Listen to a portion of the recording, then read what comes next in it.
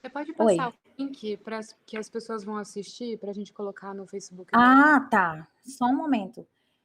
Oi, gente, estamos ao vivo. Eu só preciso do link agora para divulgar a live no Facebook do professor Olavo. Então, Daniel, por favor, passa o link da live aqui para mim, que eu vou repassar para o professor divulgar. Tá bom, gente? Eu peço que aguardem só um pouquinho. A gente teve um probleminha técnico, mas já vamos resolver, já vamos começar.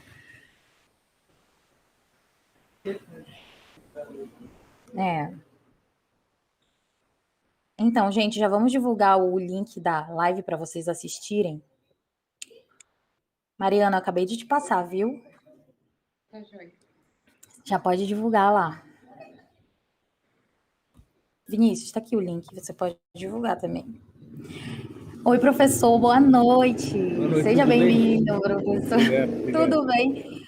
Tivemos alguns problemas, acontece, né? Aí corremos Nós já estamos rapidinho. no ar ou ainda não?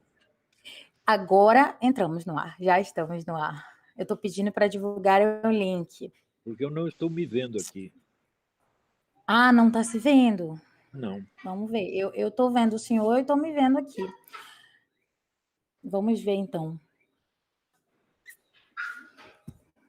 Mas eu acho que já estamos ao vivo. Peço paciência para quem já está assistindo. E avisem se está tudo ok, se estão vendo e ouvindo a gente. Vamos ver se o professor consegue se ver. Eu estou me vendo aqui num quadradinho pequenininho à direita em cima. Ah, não na tela. e ao lado, não na tela. Então, vamos ver. Veja se não tem um botãozinho, porque eu estou vendo nós dois na tela, num quadrado pequeno. E estou vendo também eu lá num quadradinho, bem pequenininho. Vamos ver. Yourself to main screen. Eu acho que é aqui, isso aqui. Pronto, apareci, mas Na agora tela, você sumiu. Apareceu? Mas Ai, você meu sumiu. Deus do céu. Ai, professor, e agora? Eu tô vendo nós dois. Será que não tem uma forma? Tá, então. Não sei, mas o que o senhor acha? A gente pode fazer assim ou tentar Não sei, não. consertar? Peraí, vamos tentar consertar. Tá, vamos tentar. O pessoal pode esperar um pouquinho, né? Com certeza, podem esperar. A gente vai resolver aqui. Eu tô conseguindo ver as duas telas. Tá tudo normal. Peraí, agora voltou só você. Voltou só eu, então. Ai, meu Deus. Vamos ver se alguém pode lhe ajudar aqui. Deixa eu pedir ajuda aqui. Agora estamos os dois.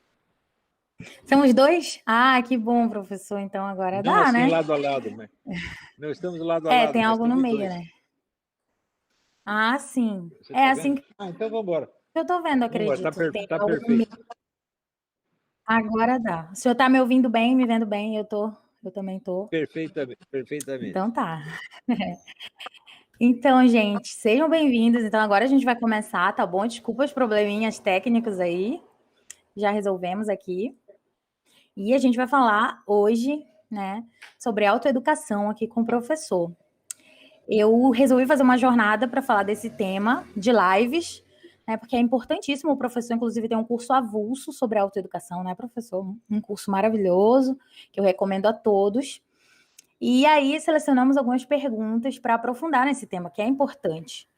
A autoeducação é importante também, não só para nos educar, mas para formar nossa personalidade e educar alguém, se for o caso, se for algo que a gente queira fazer, que a gente necessite fazer.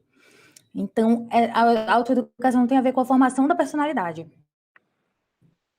Então, professor, eu queria saber com o senhor, primeiramente, um pouco da educação da sua sensibilidade na infância, né?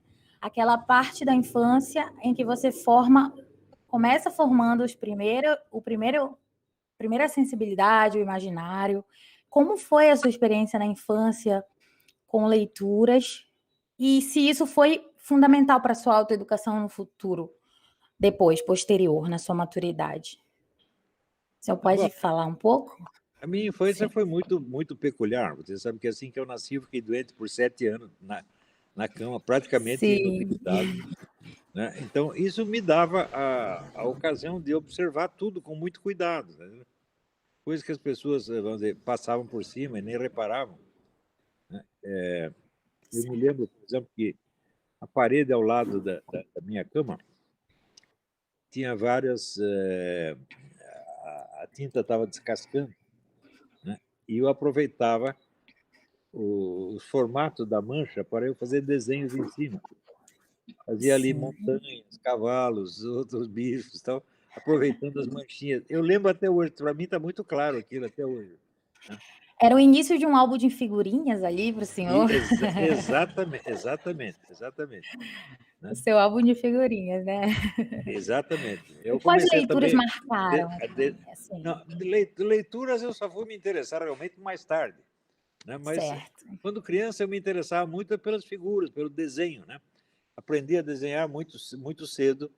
Né? Mais tarde fui, inclusive, estudar desenho na escola, mas em criança eu já sabia desenhar muita coisa.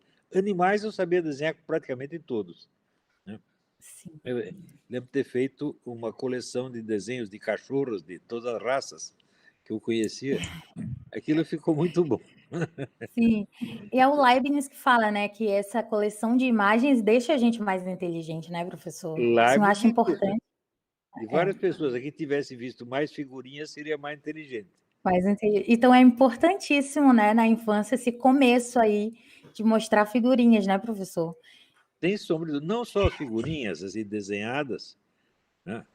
Mas Sim. eu lembro que tinha vários bonequinhos, sobretudo de soldadinhos de chumbo, e eu pedia para minha mãe encher uma caixa assim com areia, e ali na areia eu fazia, né, as casinhas onde moravam os soldados, o quartelzinho, montava tudo, né? Às vezes com pedaços de caixa de fósforo, com outros elementos que eu ia...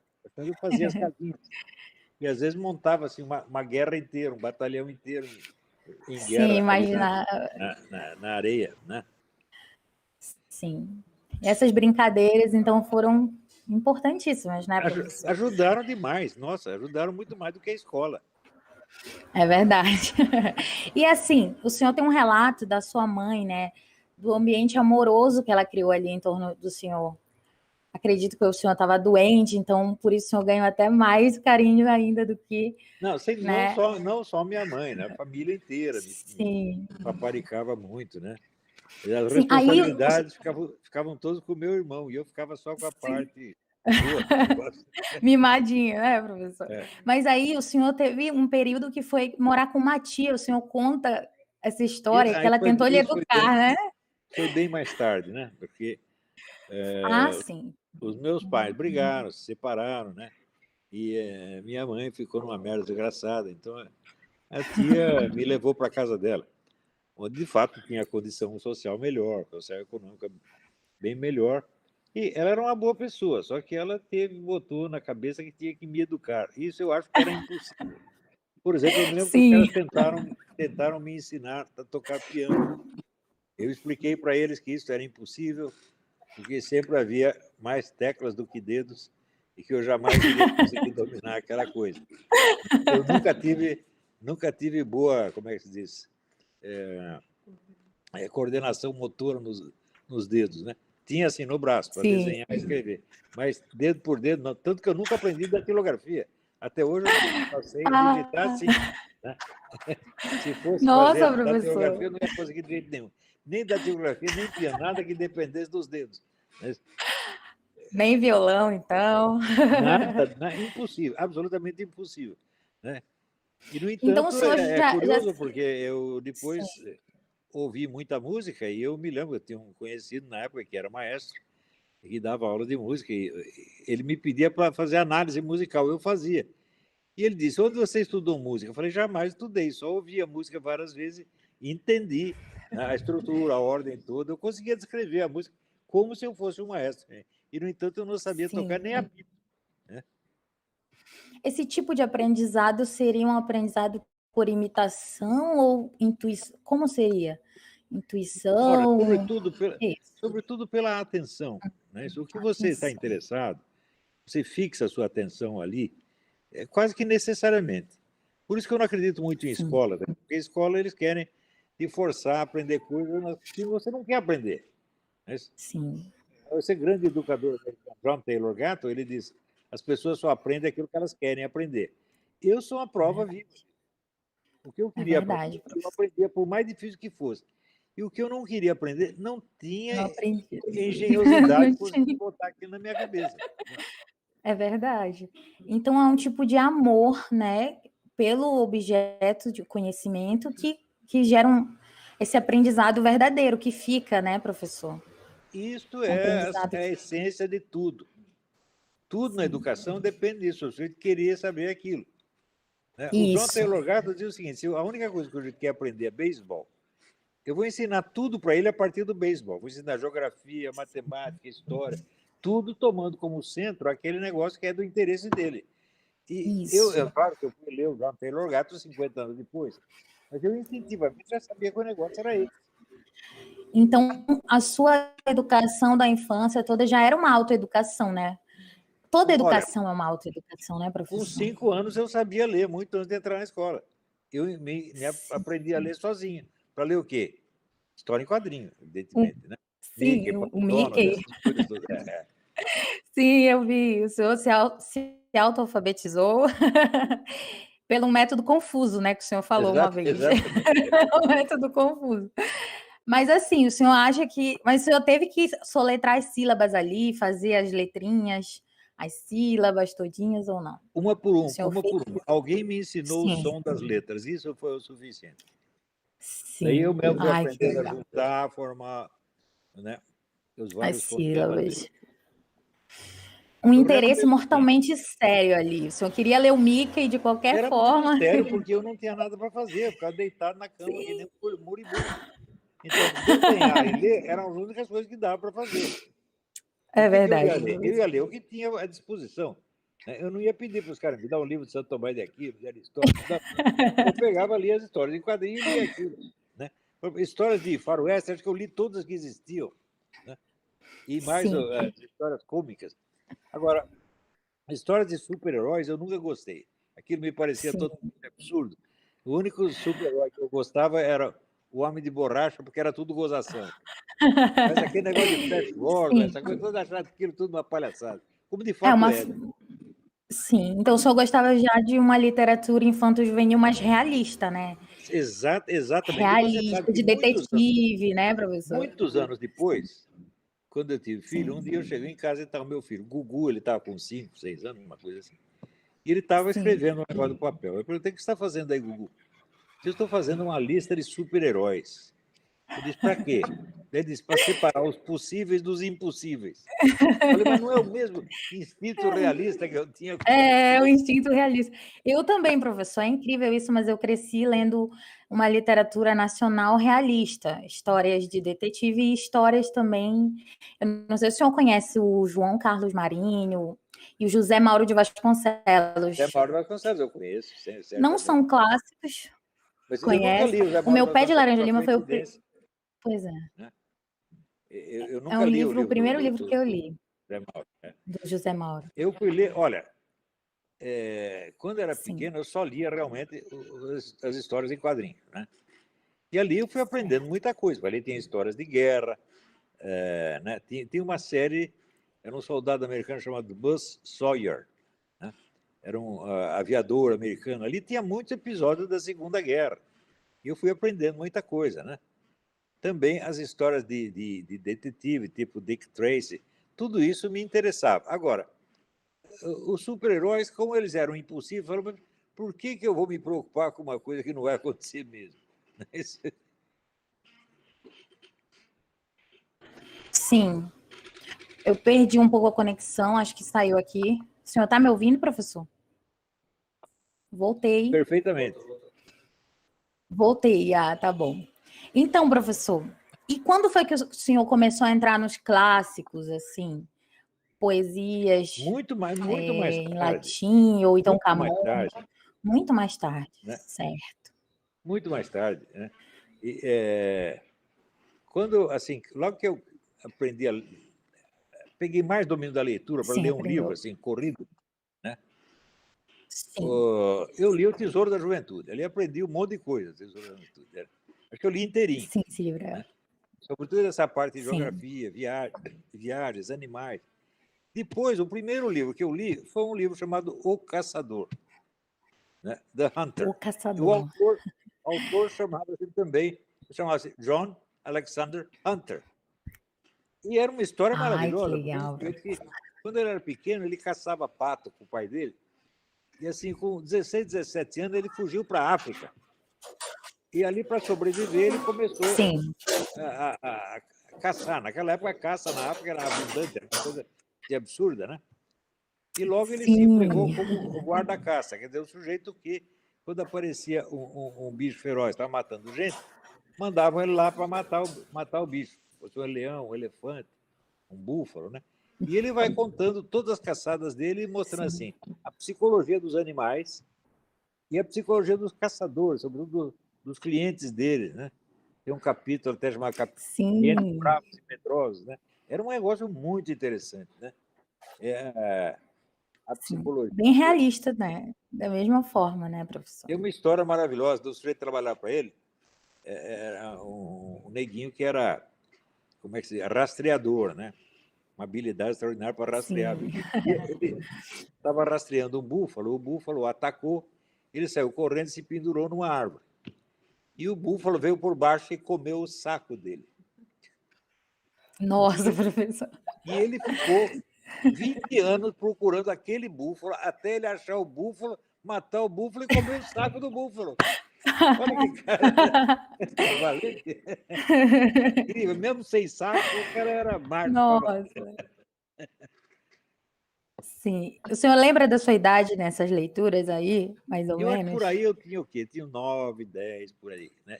Eu e meu irmão Ah, tá. líamos as mesmas coisas. Também, na época, eu ganhei uma série de livros que eram fotografias das Sim. principais cidades da Europa. Itália, Alemanha, França, Áustria, né? E Sim. eu ficava maravilhado com aquilo, né? Eu falava, não é possível que essas coisas existam, porque eu olhava em volta e tudo era feio. A cidade de São Paulo só tinha coisa feia. É, Quando era um negócio bonito, era uma coisa isolada num cantinho, cercada de porcaria em volta. isso. Eu me perguntava, como que Sim. Aí o senhor começou com... na Alemanha Sim. conseguiram fazer isso? Né? Por que Aí o senhor duas começou... Isso, tomaram rumos tão diferentes? Né? é verdade. Quer dizer, mais tarde eu Porque fui tinha... entender muita coisa. E, assim, a sociedade brasileira ela é eminentemente dinheirista. Ela só acredita, o único valor que ela conhece é o dinheiro. A beleza não interessa, a É bondade não verdade. interessa, a honestidade não interessa, justiça não interessa. Justiça, a palavra justiça só serve para fazer anúncio, para fazer propaganda do cara. Eu É lutei pela verdade. justiça, vote em mim, me dê um bom salário. É tudo assim, é tudo Essa é a sacanagem. mentalidade burguesa, né, professor? Que o senhor fala, né? A Não, mentalidade burguesa burguesa brasileira. Porque a burguesia na brasileira, Europa não né? foi assim. Claro que ela quer dinheiro, mas Certo. não quer só o dinheiro. Né? Porque se você quer só o Sim. dinheiro, e você ganha só o dinheiro e volta tudo estragado, você vai comprar o quê com o dinheiro? Só porcaria. Pois é. Então, se você não dá importância, vamos dizer, à beleza, à cultura, Sim. né? À inteligência, você nem tem o que comprar, meu Deus do céu. Só tem É porcaria em volta. verdade. E esta é uma desgraça que E se abateu essas... no Brasil. É uma desgraça. De onde vem essa origem dessa mentalidade, assim, de resultado prático? Eles só falam disso, né? Você tem que mostrar o resultado prático e eles acreditam que a arte, a cultura, a literatura, a inteligência, a vida intelectual não é nada, não é resultado, Olha, né, professor? Porque a gente não não se pode vê. esquecer o seguinte: Assim. durante ali o século XVIII e XIX, a maior parte da população brasileira se Sim, constituía de escravos. Né? E a classe dominante era um monte de analfabeto que só se distinguia dos outros por ter mais dinheiro. E, evidentemente, não dá valor a nada no seu sim, dinheiro.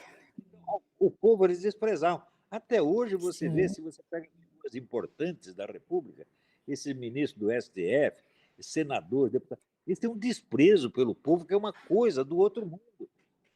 Eu nunca vi isso em parte alguma. sim. Você imagina, por exemplo, É eu verdade. tinha um parente meu que morou na Suécia um tempo, e ele dizia assim, mandava carta dizendo, olha, quando eu fui no supermercado, estava lá o rei fazendo compra, o rei empurrando um carrinho, fazendo compra. Quer dizer que o pessoal estava acostumado, né?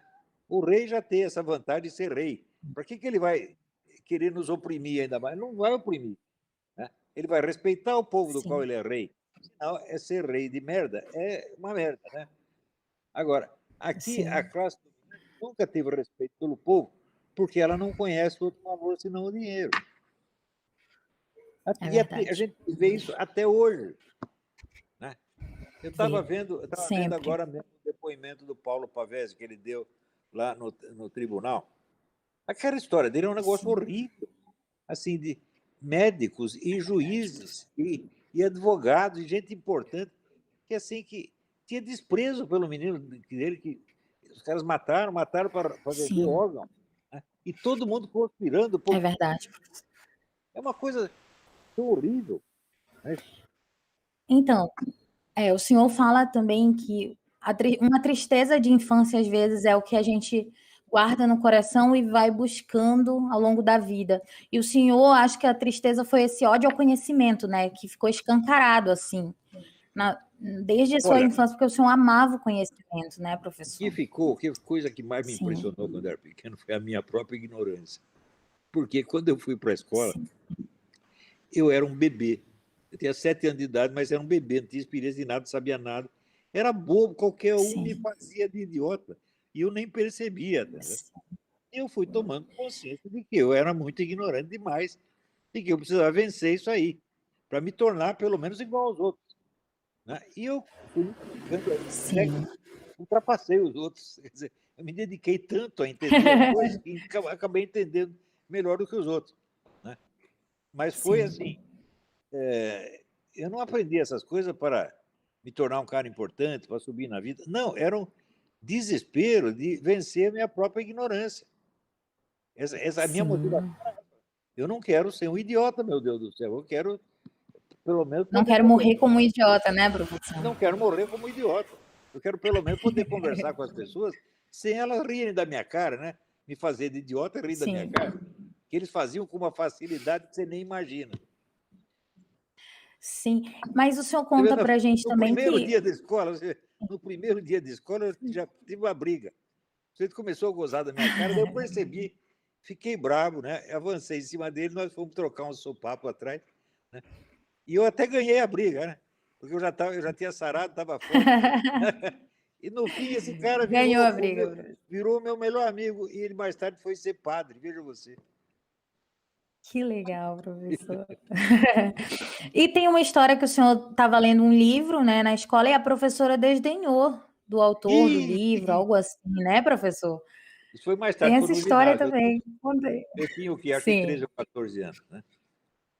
E eu E a estava muito professora interessado em poesia desdenhou. e estava lendo um livro do Sim. crítico Oswaldino Marques sobre a técnica poética Sim. do Cassiano Ricardo. Né? Nossa. E eu estava lendo na aula de inglês, porque a professora Dona Dé era muito chata. Eu só prestava atenção na coisa que eu gostava. Por exemplo, eu gostava muito da aula de biologia, o Sim. professor era um gênio. Né? Eu gostava muito Sim. da aula de latim, porque o professor era tão dedicado, ele amava tanto aquele negócio que a gente acabava amando também. Os outros professores não levavam nenhum a sério. Sim. E a professora de inglês também a desprezava. Então, na aula dela, eu estava lá lendo o livro do Oswaldino Marques, né? E ela percebeu e tomou o meu livro.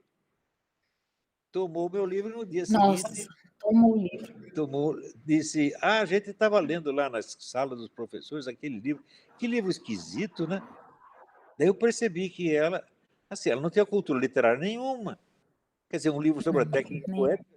Bom, não é um livro para leitura geral, não é o Pato Donald, né? Mas de esquisito não tem mas é um nada. É um livro científico apenas, né?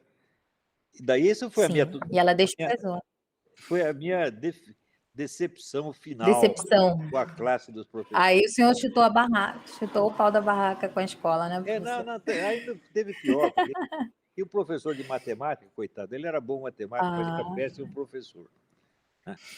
sim, Ele sabia matemática, ele era assistente na USP, assistente do Benedito Castrucci, que era o matemático mais famoso de São Paulo.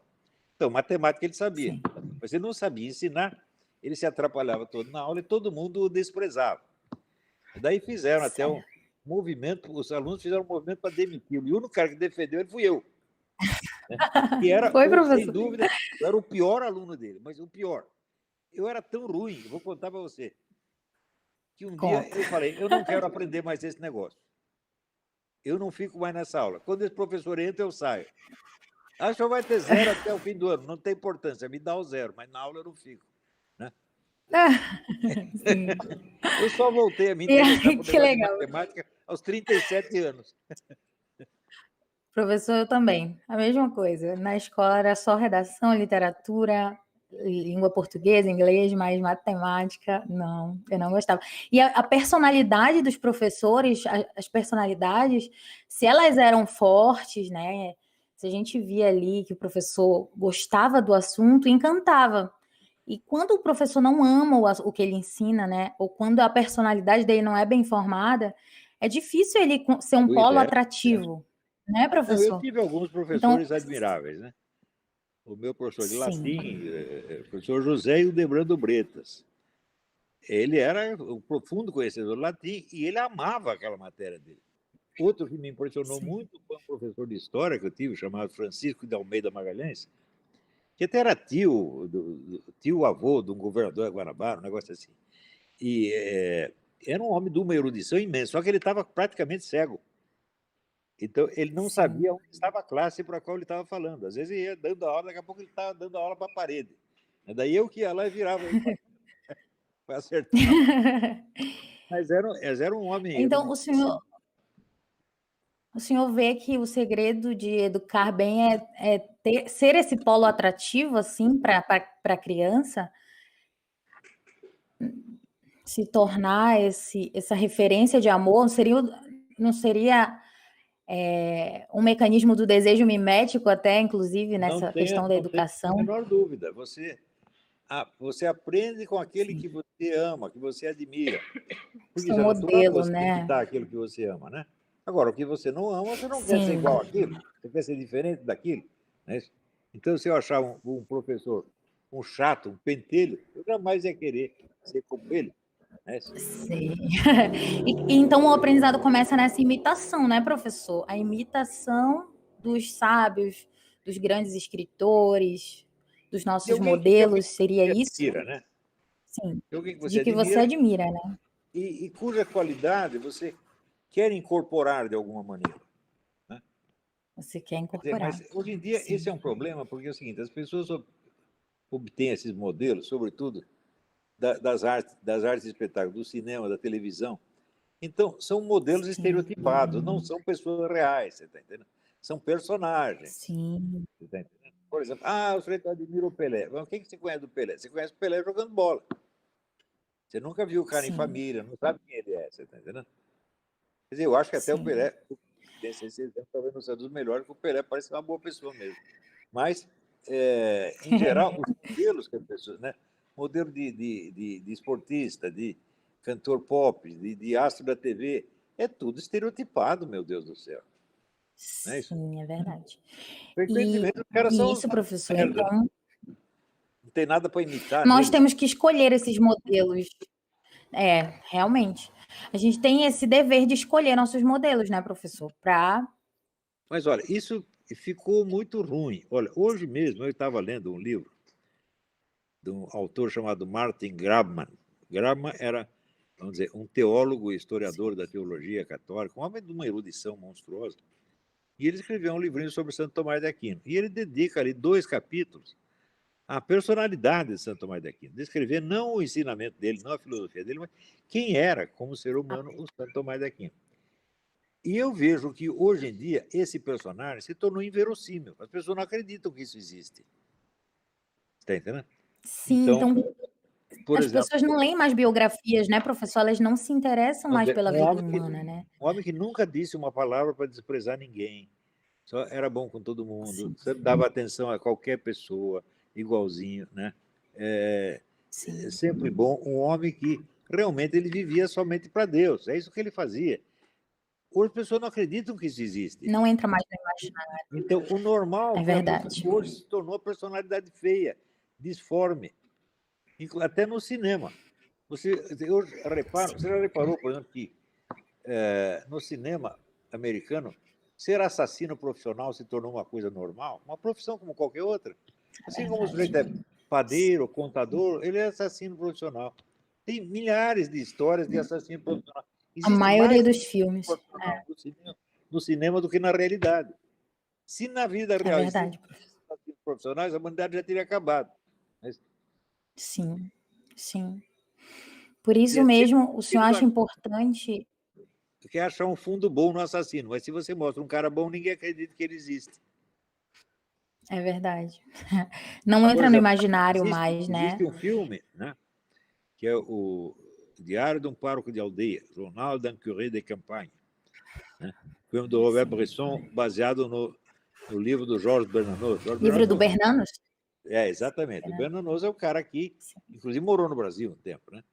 O livro é uma maravilha e é um feito extraordinário, porque ele conseguiu contar com realismo a história de um sujeito que era santo e que não sabia que era santo. Muito difícil. E Nossa. o Bresson ainda fez um filme em cima. Sim, recomendo muito esse filme para dizer, olha, é possível você contar de maneira verossímil, né, a existência de um santo. Mas quantos... Sim. Né, a maior parte dos cineastas prefere muito mais fácil contar com verossimilhança, né, a vida do estuprador, do traficante de droga, né, de um gangster, né, do assassino em massa, é assim por diante. Do que um santo, né, professor? Eles acham as pessoas perderam o senso. Sim. Eu acho que a falta de senso das proporções não deixa as pessoas entenderem o que é um santo, né? Total. Eu acho que esse é o maior problema, né? Porque as pessoas julgam o acidental, assim, e não se atêm ao essencial, não veem a essência daquela vida, e perderam a capacidade de narrar as próprias vidas, né, professor? Isso é problemático também, né? Claro. Você não sabe narrar a própria vida, você não vai saber narrar do outro, nem julgar. Você não tem senso das proporções. Eu tive a sorte de, quando pequena, conhecer algumas pessoas que eram anormalmente boas. Mas anormalmente mesmo. Muito acima do que as pessoas podem esperar, porque hoje em dia o sujeito olha, eu não estou matando, não estou roubando, era só um santo. Pronto, já se auto-beatificou. Então, quer dizer, você não tem ideia. Já se auto-beatificou. Não tem ideia. Tanto que ele mede os outros por ele mesmo, né? Eu podia estar matando. Sim, mede pelo próprio medo. Quer dizer, se o sujeito nunca matou, né? Roubou, ele já acha que já está santificado. Né? Mas eu conheci algumas pessoas... Então ele acha um... Sim. Sim, professor.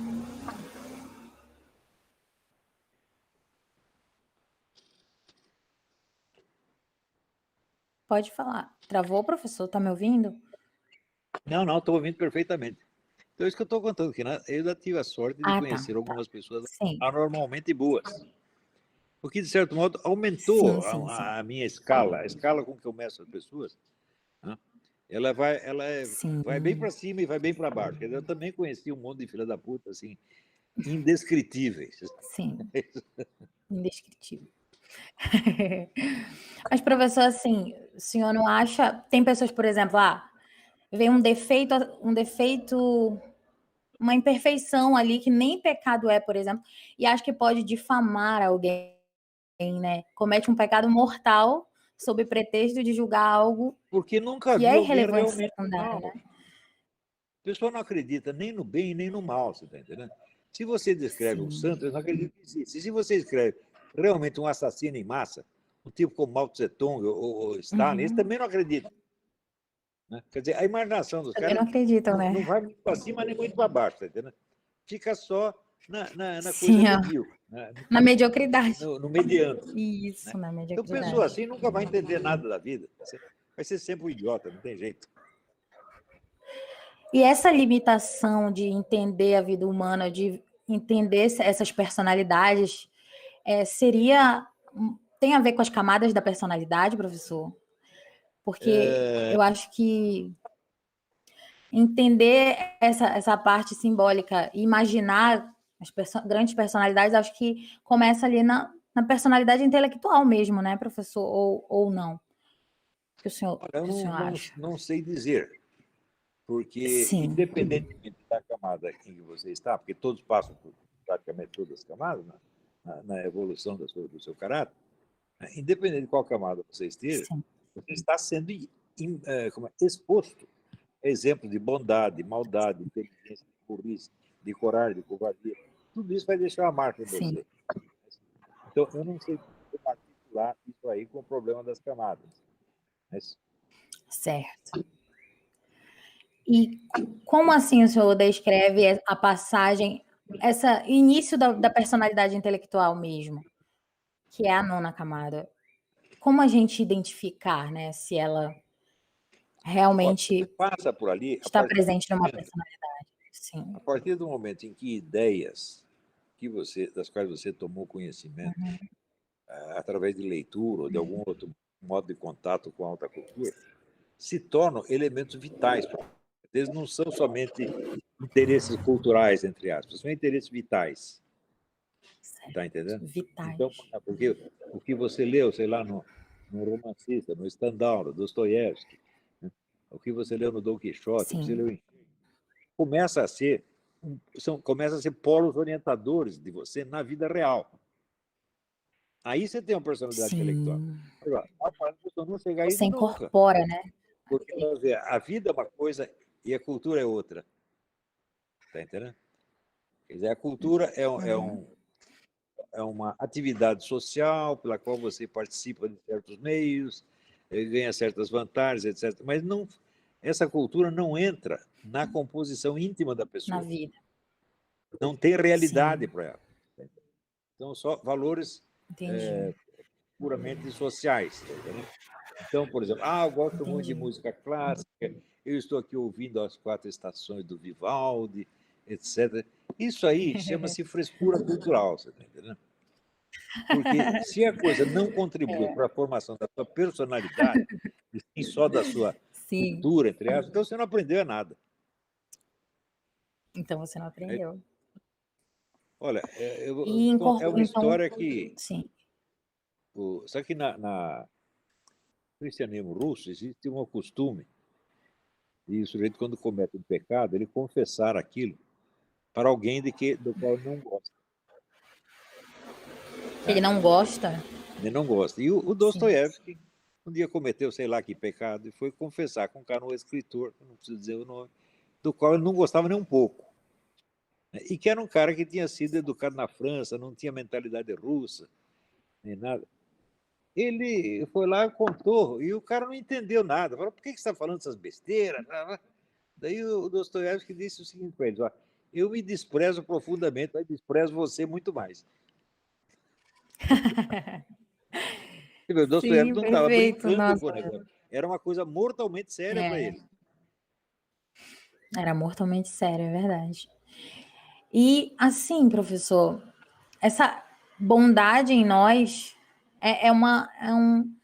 e nos outros também é um sinal de Deus ali, né? A gente não, não tem que. A gente tem que ver como um sinal de Deus e amar a virtude, né? Onde quer que a gente encontre Tudo nas que outras existe, pessoas. tudo que existe de bom em nós vem de Deus. E o que existe de mal vem do diabo. Nós praticamente não fazemos nada. Né? O ser humano é apenas um coitadinho Professor. no meio. E quando você vê assim, a imensidão, né, do universo que vai Sim, desde de Deus, né, até o diabo, sim, o que somos nós no meio é disso? Somos verdade. uma migalhinha, não é isso? Então, É o bom verdade, vem de professor. Deus e o mal vem do diabo. E nós, assim, somos apenas, O senhor, como é que se diz, recipientes passivos, né? sim, o senhor fala que a história, a nossa história da nossa vida é contada a três mãos. A de Deus, a do diabo e a nossa também, né, Sem professor? dúvida, A sem dúvida. gente, a gente, então, mas o que a maioria das pessoas faz é entregar a caneta na mão do diabo e ele conta, né? Ele conta Porque as dois pessoas, terços aí da história. porque as pessoas Sim, acreditam, vamos dizer, no poder soberano do mal, da mentira, etc, etc. Acreditam mesmo, sim, mesmo. sim. E às vezes Elas não até acreditam na redenção. elas têm um pouco de sorte, Sim, né? E elas não sabem que vão terminar muito mal e que frequentemente já estão já estão terrivelmente mal, né? Perdem a esperança. E, Sim. Será às que é vezes perder perde a a esperança, quer esperança, no dizer, caso, em si mesmo? às vezes alimenta a falsa esperança, né? Sim, é verdade, professor. E como manter essa esperança assim, em si mesmo? Não perder o ideal, né? Não cair em banalização. As pessoas abandonam seus ideais, né, professor? Porque elas vivem numa exasperação imaginativa, o senhor fala, né? Olha, E eu acho que a depois. principal fraqueza Sim. é o medo do Uhum. ridículo. O medo de que as pessoas riam de você. Se a pessoa é um pouco diferente, Sim. as pessoas vão rir de mim, né? Então você começa a fugir disso, né? Então eu digo assim, tá, quer rir, pode rir, eu também rio de você, pô, grande merda. Eu não me incomodo As com as pessoas pessoas. se acham. Medo do ridículo não Aham. tem. Primeiro que eu acho que eu sou ridículo mesmo, tá entendendo? Se você está rindo, deve Pois ter é. alguma razão. Grande porcaria. Se eu sou ridículo, será que eu sou o primeiro? Outro cara que está rindo é pior ainda, pô. Pois é. Isso acontece muito, né? Os tipos irônicos abundam no Brasil. Então, se a gente tiver medo disso e ficar na defensiva, aí acabou, né, professor? A gente tem que Frequentemente rir junto. frequentemente são gracejos forçados, que não tem graça nenhuma, né? Porque eu, se eu quero É, rir do sujeito, eu faço rir mesmo, eu faço todo mundo rir dele, né? Isso eu sei fazer. é verdade. Mas eu não sou o sujeito irônico, eu sou o sujeito sarcástico e sádico, é diferente, né? Isso é diferente. Ironia é coisa de pessoas covardes, né? Que fala as coisas É assim, como verdade. understatement, como diz o inglês, fala pela metade. Não, eu falo duplicado, Dissimulados, né, professor? né? Eu falo É duplicado para verdade. piorar o negócio de vez. A dissimulação é complicada e existe. E isso pode até obstruir a inteligência das pessoas, né? Esses tipos irônicos, roda de escarnecedores, assim, isso obstrui a inteligência, porque, Claro, eu enfim, acho que a primeira coisa para né? você fazer uma piada boa, piada sádica boa, é você não se sentir muito Sim, superior à vítima, está entendendo? sim. Porque se você se sente muito superior, você aí é um escarnecedor mesmo, aquele cara que quer desprezar o É. outro, quer pôr o outro para baixo. Não estou querendo pôr o outro para baixo, não, só estou querendo dar risada às custas dele, pô. Né? Só quero me divertir, pô. Eu não faço É. humor, como é que se diz? Humor agressivo. Né? Eu faço humor indecente, obsceno, isso eu faço. O senhor aprendeu com quais autores isso? Com o E Leon Bloy? com um monte. O Leon Bloy, eu aprendi É. muita coisa com ele, né? Ah, Ele tem coisas sim, maravilosas, né? Mas com os sim, humoristas professor. populares eu aprendi muita coisa também, né? Aprendi muita coisa com o Alborguete, né? Aprendi muita coisa com o Alboguete. Costinha, com o Zé Cogito ergo Vasconcelos, mussum, né? né, professor? Com mussum também, né, professor? Mussum, Mussum. Então, professor. E o E livro mais, olha, é um isso. livro mais de um autor que Sim, chama-se John Kennedy Toole. Ele escreveu um livro, sim. Confederação dos Idiotas. Né? É um dos livros mais engraçados que eu li na minha Aham, vida, eu recomendo. O homem era um gênio, pena que ele se suicidou quando sim. era ainda jovem. Foi, professor. Pô, eu não sei por quê. E o senhor lê. Sim. O senhor costuma ler a biografia dos autores antes de ler? O Quando... senhor acha Não, importante, não, né? não, não. Quando eu posso, eu Não? leio. Agora, uma coisa, um Sim. conselho que eu dou para todo mundo. Antes de você começar a ler livros, você organize a sua bibliografia. Você quer aprender um assunto? Isso. Antes de você começar a ler sobre o assunto, você Muito faz bem. uma coleção de títulos a partir da história dessa disciplina. Por exemplo, quero aprender sociologia. Perfeito. Fala, então tem. Você pega uma história da sociologia e um livro de bibliografia sociológica, você faz, então, a lista dos livros, né, em ordem cronológica, para ver qual que influenciou qual. E daí você tem a linha inteira de desenvolvimento daquilo, e daí você lê aquilo, por assim dizer, pela ordem histórica. Não precisa ser 100%, Sim. mas sempre sabendo aonde está na história daquela disciplina aquela obra que você está lendo. Então, Ler os organizar a sumários bibliografia, também, né, professor? como é? Organizar a bibliografia. Ler os sumários, né, professor? Organizar a Você tem que ler, pelo bibliografia. menos, ler assim, o prefácio, as orelhas, o Isso. índice, né? Para você poder classificar os livros. Sim. Então, olha, eu tenho uma biblioteca enorme. Comecei a Uhum. organizar essa biblioteca muito cedo, porque Porque eu falava assim, eu quero saber quais livros e quanto eu vou precisar ler para dominar essa disciplina. Né? Isso é uma coisa que os caras deviam ensinar isso na universidade, mas não ensinam. Então, se a gente faz uma universidade, ele acredita que ele tem uma disciplina de estudo e não tem. Eu tenho e não tem. Não. Você formar É verdade. você dificilmente encontra alguém que saiba formular uma bibliografia. Né? Também, negócio, tem que fazer análise de texto. Eu fiz análise de texto, é coisa para ginásio. Eu fiz um monte de análise de texto. Assim, é verdade. Não para escrever os meus livros de filosofia, mas antes, quando eu comecei a estudar filosofia, eu fazia aquele negócio de dividir o texto nos pedacinhos. Tudo que os caras estavam fazendo na USP, eu estava fazendo com 14 anos em casa, pô. Baseado no quê? Eu pegava livros de ensino da filosofia, livros do ensino secundário francês e italiano. E ali que eu aprendia, pô. Então, quer dizer, então, assim eu adquiri uma formação universitária e eles adquiriram apenas o arremedo dela. E eles acreditam que aquilo que eles têm, formação universitária, é uma palhaçada. Né? Sim, é verdade. As pessoas não dão valor nessa primeira pesquisa, né, formação de uma biblioteca dessa. O senhor falou uma vez, inclusive, que o homem mais culto, ele conhece mais onde está na história incluído aqueles livros do que o que leu até mais, mas não sabe onde está dentro da história humana aquelas obras que ele leu, né? Então, ter um aparato geral, né? O Otto Maria Carpo, logo que chegou ao Brasil, ele fez um livro que se chama Pequena Bibliografia Crítica da Literatura Brasileira. Sim, ele maravilhoso. Todos os livros mais importantes e os livros de crítica a respeito, o que se chama fortuna crítica de cada um. Você acha que ele leu tudo aquilo? Não. Ele não leu, ele foi ler depois. Primeiro ele organizou a bibliografia e depois ele dominou, teve o conhecimento integral da literatura brasileira. Ele não começou lendo um livro, outro. Não, isso não se faz. Isso é coisa de amador. Então, primeiro você tem que ter a bibliografia inteira e daí você sabe onde está aquilo que você está lendo. Isso eu fiz. Eu fiz com várias disciplinas que me interessavam. Foi por isso que mais tarde, quando dando aula, né, nas minhas aulas, se citava livros de psicologia, era um livro que os alunos de psicologia ignoravam por completo. Sociologia é a mesma coisa, economia é outro tanto. Né? Nesses 7 anos de COF... Meu irmão que estudou economia, se formou em economia. Eu conhecia livros de economistas fundamentais que ele nunca tinha ouvido falar, porque ele aprendeu na faculdade. Pois é. Eu aprendi a sério, comigo mesmo.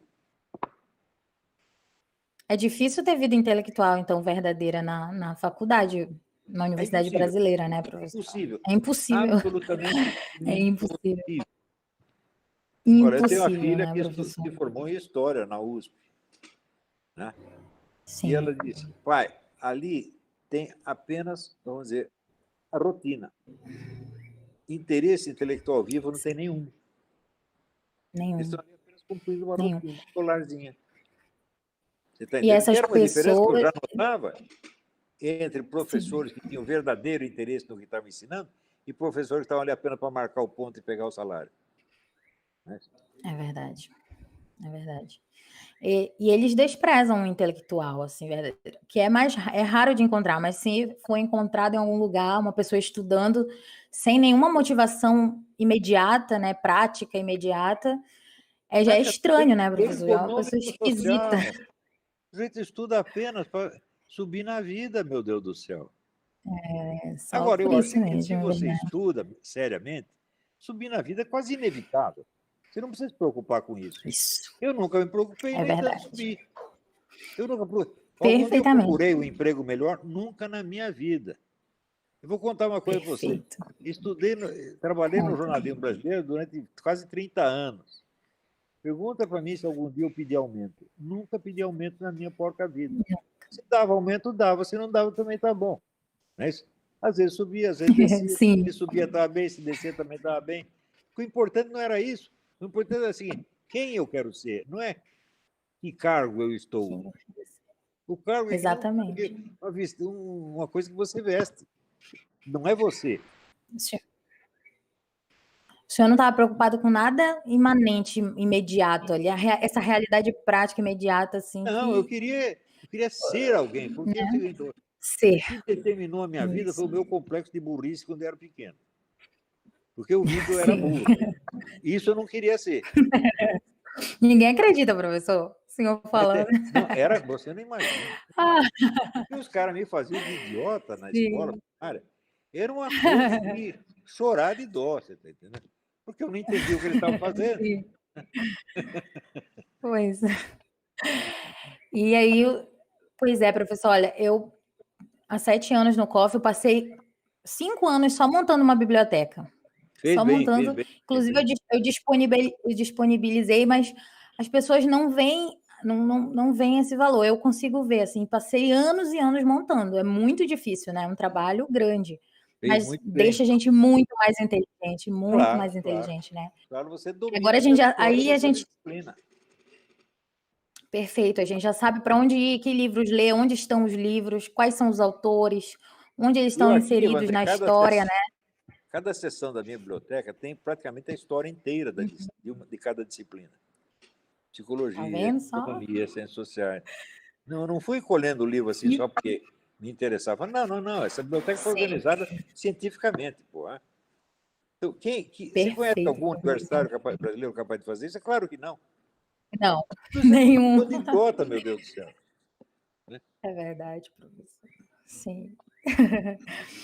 Então isso é um ponto fundamental na autoeducação, né? Montar essa biblioteca, né, professor? E Absolutamente. organizar a bibliografia das disciplinas. Aprenda Uma a formar a sua bibliografia que biblioteca. Se quiser, vem aqui e observe a aprenda a minha, formar. você vai entender como é que faz isso.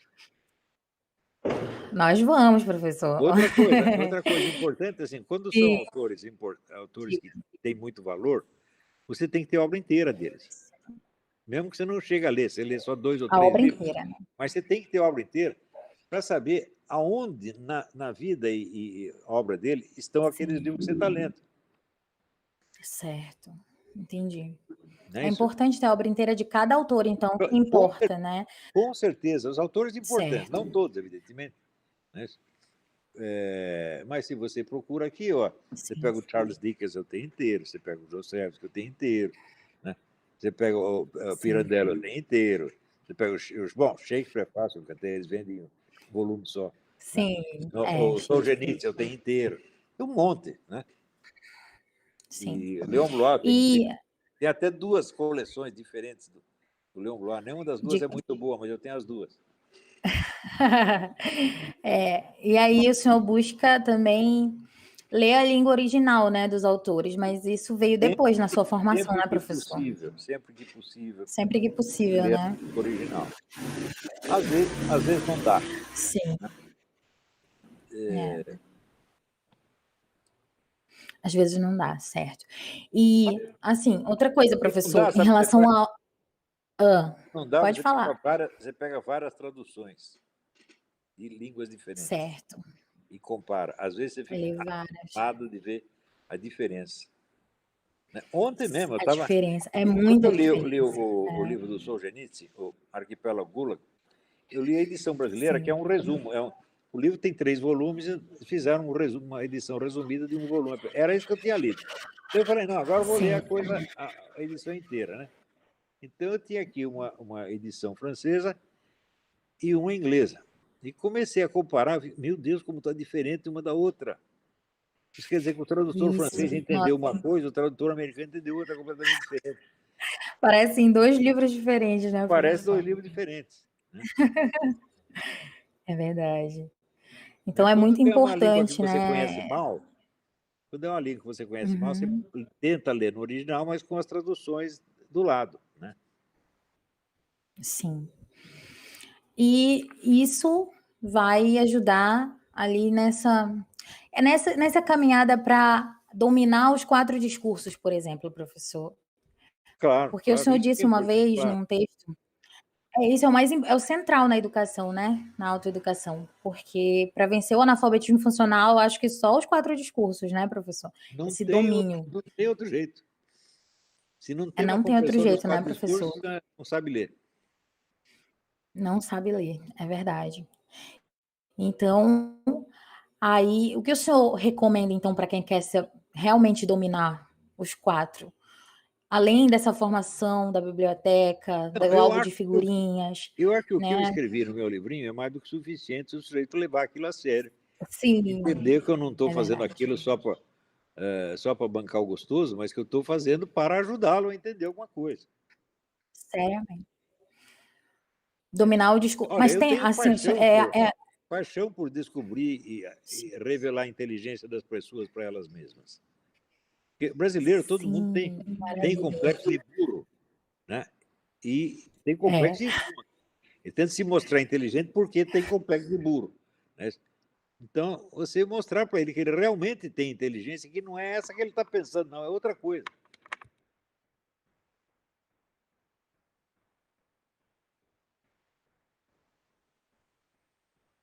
Eu acho que parou aí o negócio. Ela está aqui na tela, mas está muda e parada. A internet A dela sua- não tá boa, né? Ficou muito tempo e eu acho A que sua internet está ruim aí, já tem Mônica. uma hora. Alô, Mônica? Oi, A sua professor, internet eu tô te ouvindo. A sua internet está Tá ruim? ruim, caiu. Tá ruim? E Caiu, outra coisa, caiu agora. caiu. Mas não tem Voltou. importância, porque é o seguinte, nós já fizemos 1 hora, vamos parar por hoje, mais de 1 hora não pode ser, que Sim, a gente começa a encher o saco das pessoas. é verdade, professor. Eu nem estava vendo o tempo passar. Nossa, eu nem acompanhei.